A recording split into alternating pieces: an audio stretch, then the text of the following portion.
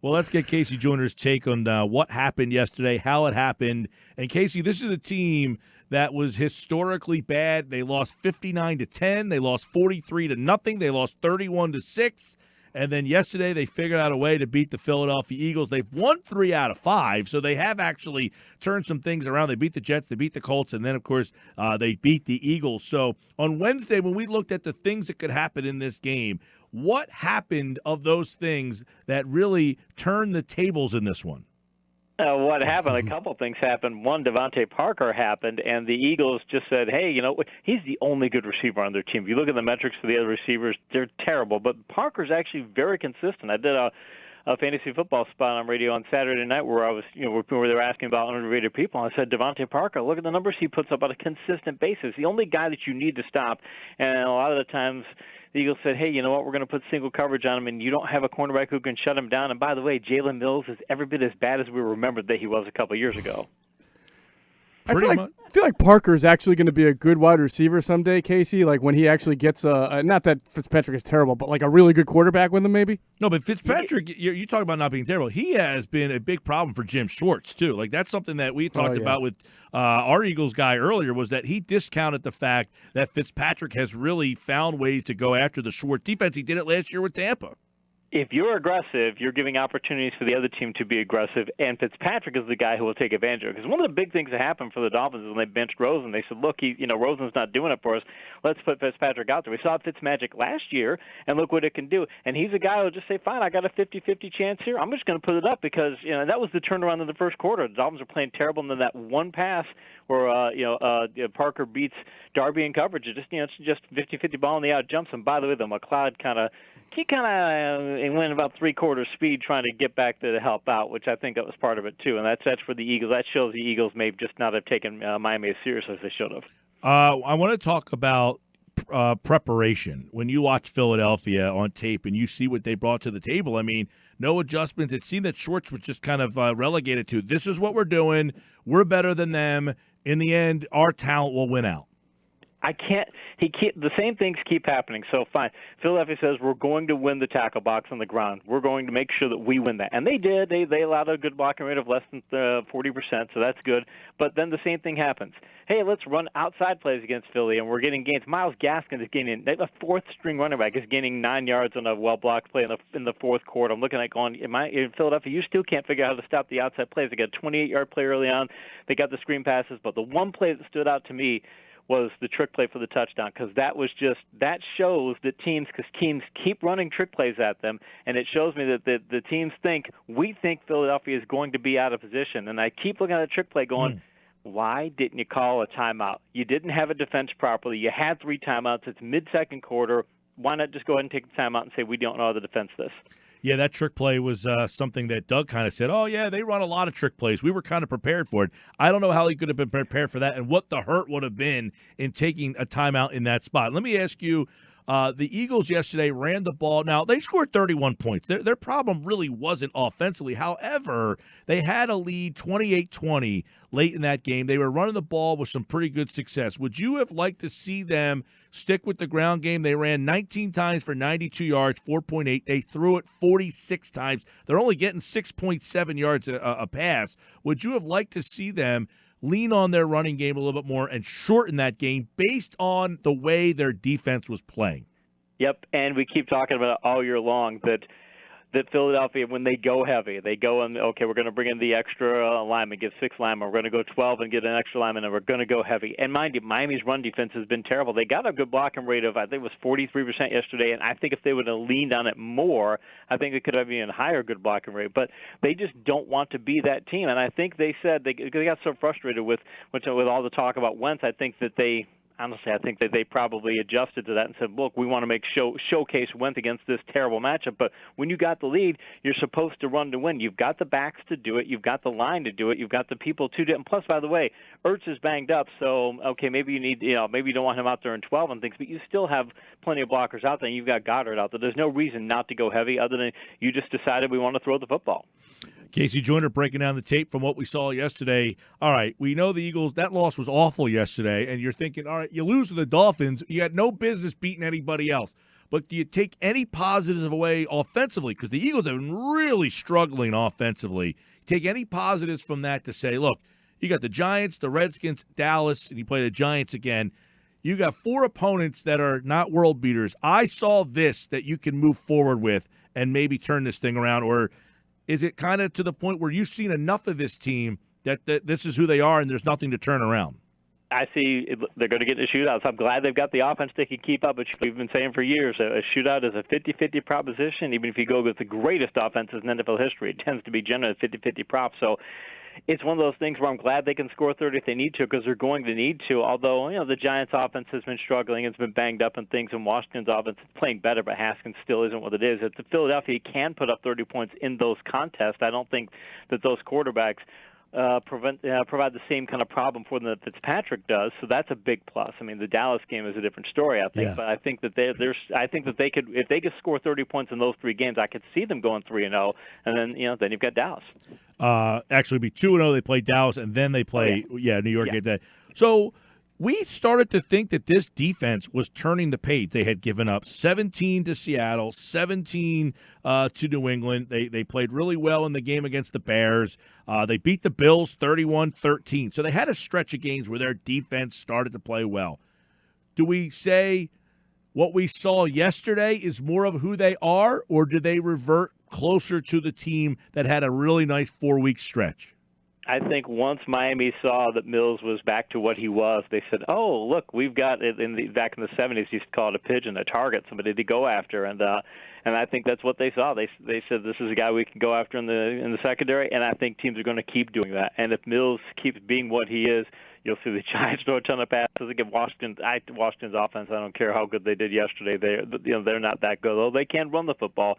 Philadelphia's run defense could be able to stop Washington that way, other than the big plays. But I think that you're going to see teams start to go after Mills and see those coverage weaknesses in the secondary, especially that one. And Darby he's not been.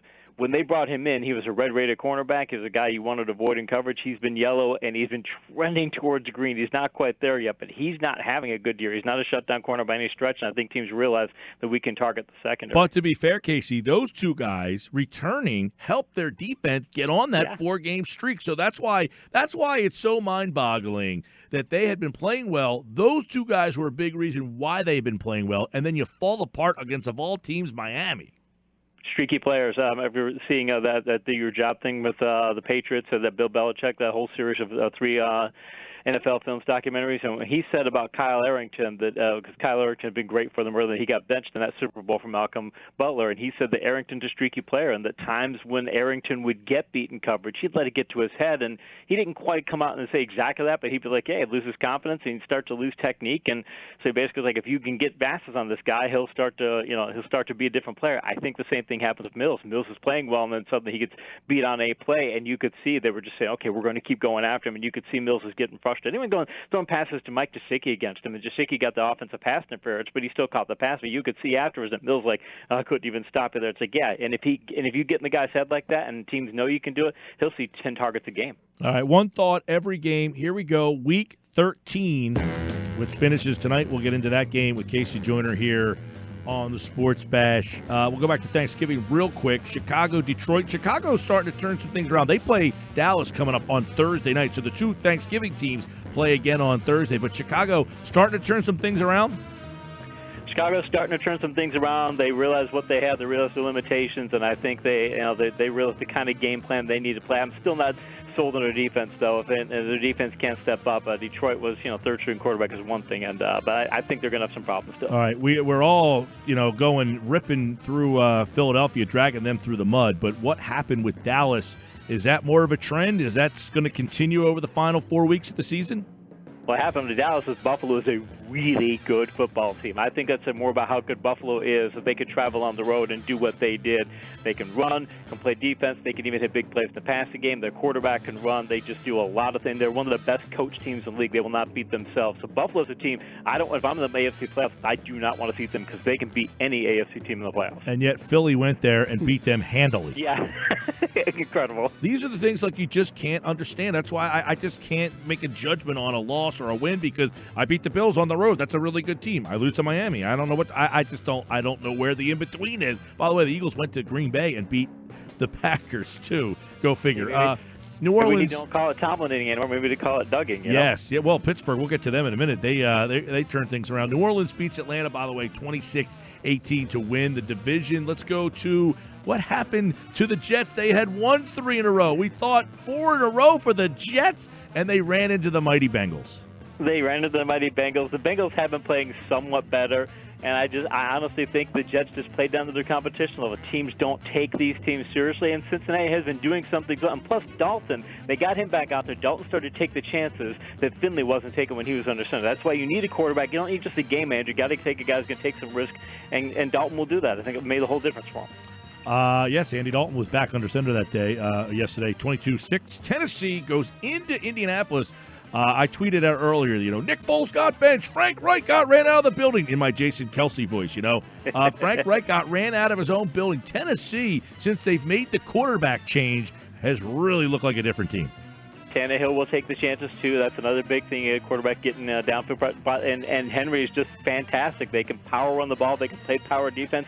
Indianapolis, though, they're getting just so banged up. They've lost so many players, and even Brissett is banged up as well. They just have a lot of injuries. I think that the season's just wearing them out. They're still well coached. I just think they're starting to run out of gas. Green Bay plays New York. They win there handily. New York, all sorts of problems, 3 interceptions, a fumble. Philly, of course, plays New York on Monday night. Green Bay, a big win on the road, even though the Giants aren't very good, and New York just falling apart. New York just falling apart, and it shows that when you put all of your eggs into the basket of Saquon Barkley, we're going to do this power running game. It's going to be around one breakaway back. When that breakaway back doesn't do as well, even when you've got a favorable matchup as they did against the Green Bay rush defense, it just shows that you have limitations in offense. So I think the Giants, they've got to diversify. You can't just be a power run team. Pittsburgh with the win over Cleveland. They get revenge in that game. No Tomlining here. No Tomlining here, and Freddie Kitchens, what are you doing? Are you trying to sell T-shirts? Why are you taking a picture like that? And I still don't understand why Kitchens was bearded during the game and not afterwards. The Cleveland players and coaches seem to have this thing about shaving during games. But think about Pittsburgh.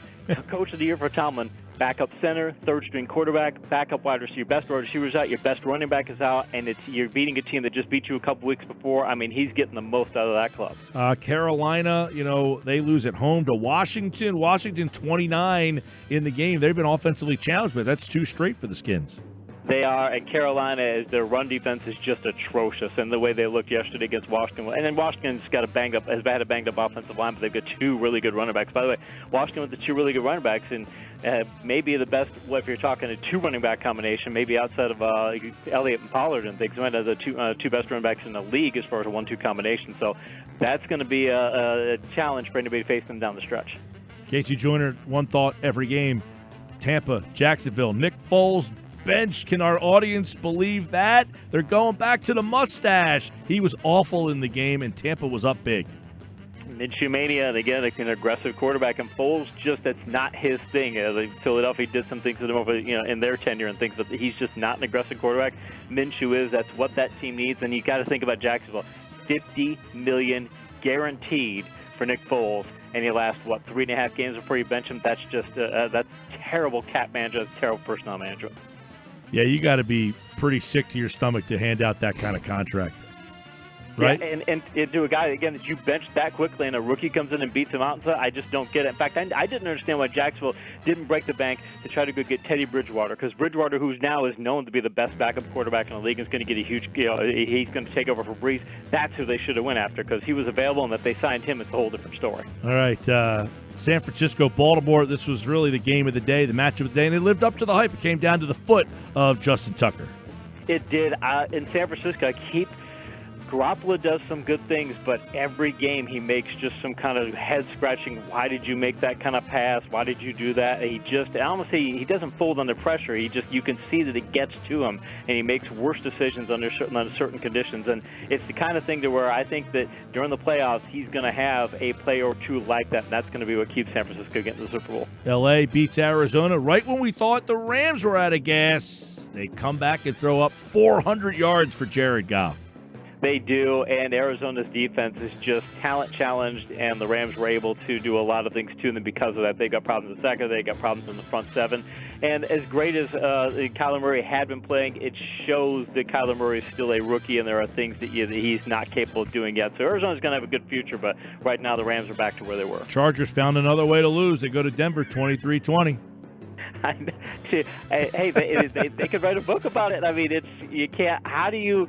If that pass interference, though, people are talking about the pass interference like it was a bad pass interference. He cut the guy off. When you see it from the angle where you can see the way that the I think it's the headlines was looking at it. When you see the way he's looking at it, you can see that he just cuts him right off. Hayward jumps right in his way. So it's a legit call, but it's a Chargers call too. No question. They find ways to lose every week. It's unbelievable. Oakland gets bombed by Kansas City. No, Oakland was turning the corner. You felt like, all right, I'm ready to believe in them. Then they get blasted by the Jets and then lambasted by Kansas City.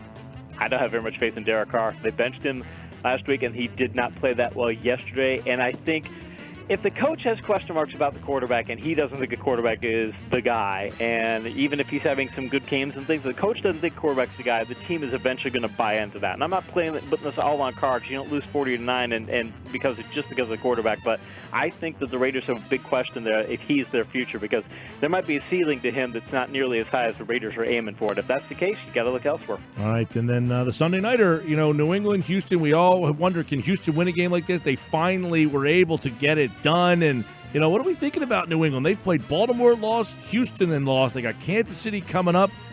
This was a big step though for Houston. First half of the season, in fact, when I went into the season, I do my fantasy football draft guide, and I looked at schedule rankings, and New England had an extraordinarily favorable schedule ranking for the season, just easily the best in the league. But when you started looking at how it looked second half of the season, it was very top-heavy with a lot of favorable matchups there. In the second half, I was like, wow, it's going to be a whole lot different. So even when they were doing well early on, you kept thinking, when they face tougher competition, is this going to be the case? The defense we're seeing now, I think, is more what we can expect from New England. And New England has a very good but not great defense, and their passing game is as bad as it is, and they have no vertical threats whatsoever, not one. They can't even play call any of these guys over. If that's the case, they might be, I don't know if they'll be one and done. I think there's, one and done at best in the playoffs. I don't think they'll win a playoff game if they keep playing like this. All right, New England, by the way, with their second loss of the season. And then tonight, you got Minnesota, Seattle. Good one. Minnesota really struggles on the road against good teams. Seattle's a good home team, we know. So how do you see tonight's game going? I see tonight's game probably going to form and seeing Seattle winning, in part also because Thielen, I haven't seen the reports if he's playing or not, even if he is playing. I thought he was out, right? Yeah, that's right. Yesterday afternoon they ruled him out because fantasy owners got killed at 4 o'clock. Anybody who had a 1 o'clock fantasy, he got announced in between like the 1 and 4 o'clock games, so the 1 o'clock owners kind of got messed up on that one. But yeah, he's out. With him out, I mean, you got B.C. Johnson. Yeah, you've got Diggs, but you've got nothing else. And yeah, they can throw to their tight end, and they've had some success with Kyle Rudolph. But I don't think it'll be anywhere near enough to beat Seattle. All right, that one should be a good one. We'll have it tonight. Coverage begins at 8, 97.3 ESPN, and of course, KC Joyner is back on Friday as we take a look at the weekend matchups, and Philly plays Monday night against the Giants. We'll have him back on Monday to preview that one here on the Sports Bash. All right, Casey, enjoy the game tonight. Appreciate it, man. You too. All right, KC Joyner, like all guests, appear to be the Boardwalk Honda Hotline. One thought, every game in the books.